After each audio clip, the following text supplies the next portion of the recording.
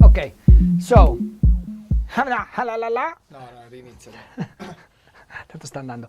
Okay, so we are going to show you more or less what we do when we start producing a track. Danny will do most of the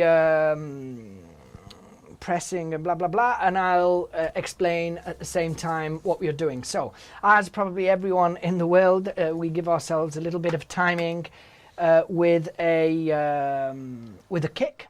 So that's the main thing. Obviously, as you can see, we're working with the Mikro machine, and so the main thing here is to give ourselves a timing to start building a groove. So we will start recording an open hi-hat, a close hi-hat, a clap, a snare, and we're just going to start building the groove. That's what we usually do. Then after that, today we've prepared a pattern with the clone, the 303, and just to speed things up and start getting the track together. And yeah, so this is it. Let's go. Let's do it. Okay, so we're looking for a clap now, as I said. So we just import the clap, and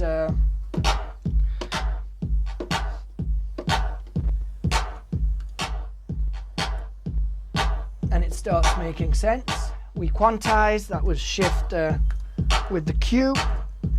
Another another feature from the Maschine Mikro, and that's starting to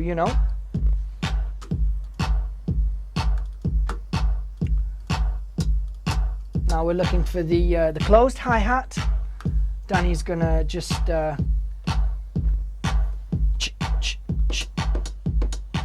and there it goes.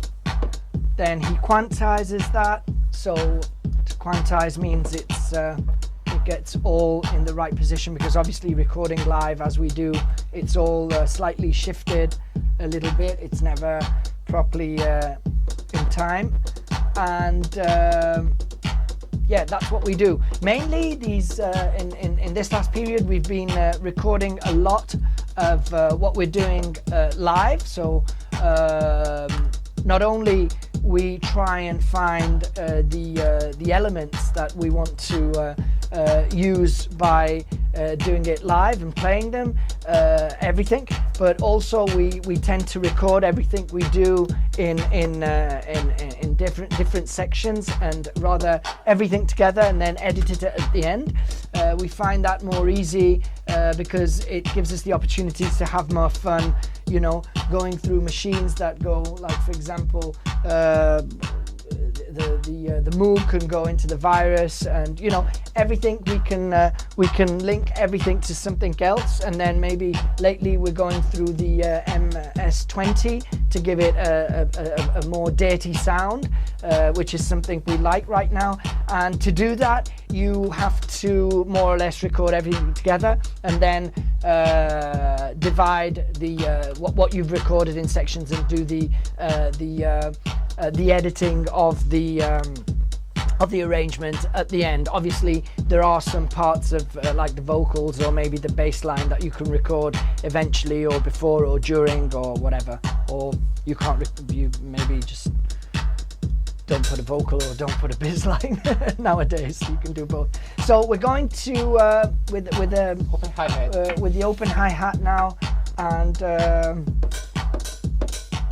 which is a something that we like to use in nearly all our tracks. It's a very, as everyone probably knows, very characteristic thing of our first records. This classic 909 open hat, and yeah, Danny's looking for a snare now, and we're pretty much done with the groove. So give it a little quantize again. What is wind? Yep. We put a little bit of swing in the whole. No, beh, il swing l'hai messo solo sul coso, su tutto. On a bit of everything, yes, as I said.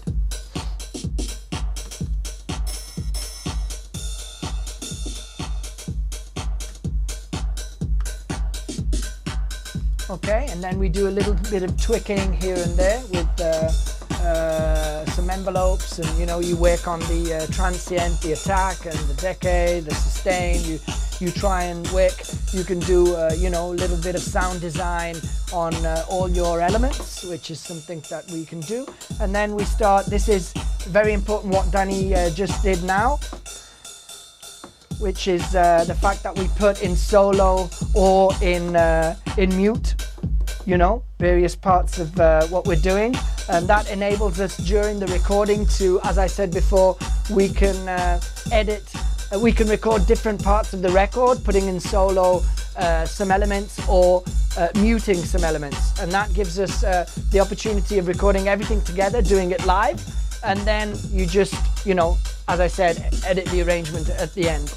But it's fun rather than just sitting down and sticking things around like this with the MS-20, with the low cuts and the high cuts.